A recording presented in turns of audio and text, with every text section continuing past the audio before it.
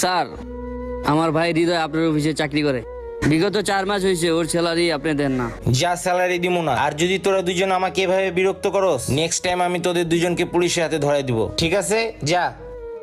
ভাই আমি জানতাম ও অনেক ছেঁচড়া, তাই আমি ওর বাসার থেকে দামি জিনিসটা চুরি করে নিয়ে আসছি। এটা তুই কি করছস? ওই মানুষ খারাপ বললে তুইও খারাপ হবি, তুইও চুরি করবি। হ্যাঁ ভাই, কি করবো, দুনিয়াটাই এমন, এখন এটাই করতে হইব। আর দুনিয়ার সব মানুষ খারাপ হলে তুইও খারাপ হবি। স্যার, স্যার আপনার একটা দামি জিনিস আমার ভাইয়ের কাছে থাইকা গেছিল। হ্যাঁ, আমি তো এটাই খুঁজতেছিলাম, তোমার কাছে কিভাবে আসলো?